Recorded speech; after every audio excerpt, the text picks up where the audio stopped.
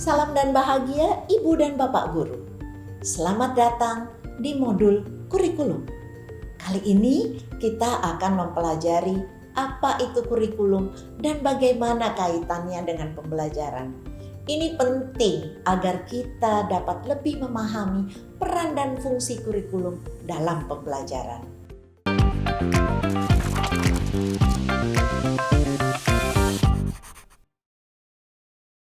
Pak, Bu, kenapa air di rumah kami bau dan tidak jernih? Bu, luar biasa ya perkembangan anak-anak zaman sekarang. Saya kadang kaget mereka tahu informasi itu dari mana, padahal saya belum ajarkan. Pertanyaan-pertanyaannya juga unik, Bu. Rasa ingin tahu mereka tinggi banget. Misal, mereka ingin tahu asal-muasal makanan gudeg, bahannya apa saja, bagaimana cara memasaknya, bahkan sampai gudeg versi kaleng juga mereka tanyakan. Benar, Pak. Ternyata keadaan sangat mempengaruhi cara belajar murid kita. Kadang, saya juga nggak bisa jawab pertanyaan dari mereka. Jadi, saya harus belajar lagi untuk mengamati dan mengidentifikasi cara belajar mereka, supaya bisa masuk ke dunia mereka. Iya ya, Bu. Saya jadi mikir, dulu saya kasih pengetahuan, informasi ke anak-anak selalu sebelum KBK 2004. Setelah itu, mulai dari kurikulum 2006, 2013, sampai sekarang, ternyata peran saya bukan lagi sebagai satu-satunya sumber pengetahuan buat mereka. Kemajuan teknologi membuat pengetahuan dapat diakses anak-anak tanpa batas, membuat murid-murid kita punya banyak pilihan cara belajar. Iya, Pak.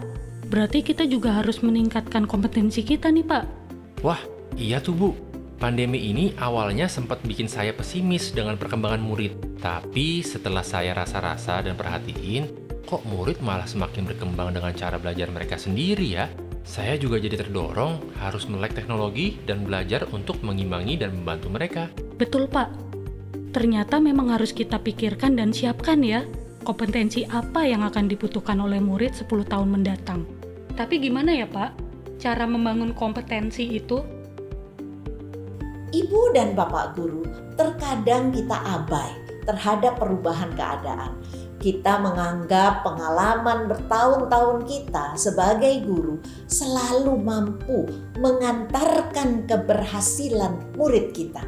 Padahal murid hidup pada zaman dan keadaan yang sudah berbeda. Cara berkomunikasi, cara belajar, dan cara memandang diri dan lingkungannya berbeda dengan keadaan yang kita alami pada zaman kita. Nah, sekarang keterampilan dan kompetensi apa yang dibutuhkan murid-murid kita untuk berkontribusi dalam lingkup lokal, nasional, dan global? Bagaimana cara mereka belajar? Kurikulum seperti apa yang semestinya kita gunakan? Yuk Ibu dan Bapak, kita segarkan ingatan kita kembali. Apa sih sejatinya kurikulum itu? Sebenarnya sampai hari ini belum ada pengertian kurikulum yang mengikat secara universal. Meskipun kurikulum sering dimaknai sebagai keseluruhan pengalaman belajar murid, nyatanya lebih dari sekedar itu. Kurikulum itu kompleks dan multidimensi. Kurikulum dapat dimaknai sebagai titik awal sampai titik akhir pengalaman belajar murid. Kurikulum juga diibaratkan jantungnya pendidikan. Jika jantungnya lemah, maka proses penyaluran darah tidak lancar dan bisa berakibat fatal. Ralph Tyler dalam bukunya The Basic Principle of Curriculum mengungkapkan setidaknya ada 4 komponen dalam kurikulum, yaitu tujuan, konten, metode atau cara, dan evaluasi. Umumnya, beberapa negara mengklasifikasikan komponen kurikulum menjadi 3 bagian: tujuan pembelajaran atau konten, panduan pedagogi, dan panduan asesmen. Komponen itu dapat kita gunakan dalam mendesain kurikulum dan pembelajaran berdasarkan kebutuhan murid. Mulai dari kompetensi apa yang akan dimiliki murid sampai proyeksi masa depan dan bagaimana cara mewujudkan atau mencapai kompetensi tersebut. Dengan begitu, sangat jelas bahwa murid menjadi acuan atau core dari kurikulum itu sendiri. Maka kemerdekaan murid dalam belajarlah jantung dari pengembangan kurikulum. Lalu apa sih peran dan fungsi kurikulum? Kurikulum adalah salah satu komponen penting dalam sistem pendidikan nasional. Kurikulum berperan sebagai pedoman dan acuan kita dalam pembelajaran. Maka fungsi kurikulum bagi guru adalah untuk memandu dalam proses belajar murid. Peran dan fungsi kurikulum dapat kita optimalisasi dalam kerangka yang pertama, mewariskan nilai dan budaya masyarakat yang relevan dengan masa kini. Kedua, mengembangkan sesuatu yang dibutuhkan saat ini dan masa depan. Dan yang ketiga, menilai dan memilih sesuatu yang relevan atau kontekstual sebagai kontrol sosial. Murid-murid kita yang beragam suku, budaya, bahasa, adat istiadat, dan agama harus menjadi pijakan awal dalam pengembangan kurikulum. Sehingga kurikulum dapat digunakan sesuai dengan konteks di mana satuan pendidikan itu berada. Ibu dan Bapak guru, sesuai peran kita sebagai ujung tombak implementasi kurikulum dalam proses pembelajaran, kita harus tahu bahwa kurikulum nasional itu perlu disesuaikan dengan kebutuhan satuan pendidikan. Oleh sebab itu, pengembangan kurikulum diperlukan di setiap satuan pendidikan. Disinilah peran kita sebagai pemilik dan pengembang kurikulum di satuan pendidikan. Kita harus melakukan adaptasi sesuai dengan konteks dan karakteristik murid. Begitupun dengan pembelajarannya. Kitalah yang lebih mengetahui kebutuhan murid-murid kita, kompetensi apa yang dibutuhkan, dan bagaimana cara mewujudkannya. Proyeksi pendidikan 2030 yang dilakukan oleh OECD mengarahkan bahwa kompetensi tidak hanya fokus pada kognitif, sikap, psikomotorik, tetapi juga ada value atau nilai yang melengkapi kompetensi murid.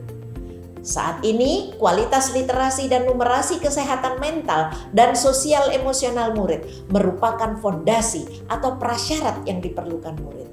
Ini untuk membangun kompetensi transformatif dengan siklus belajar, antisipasi, aksi, refleksi menuju pembelajar sepanjang hayat. Transformasi pembelajaran dengan paradigma baru menekankan pada penguatan kompetensi dan materi esensial atau bermakna.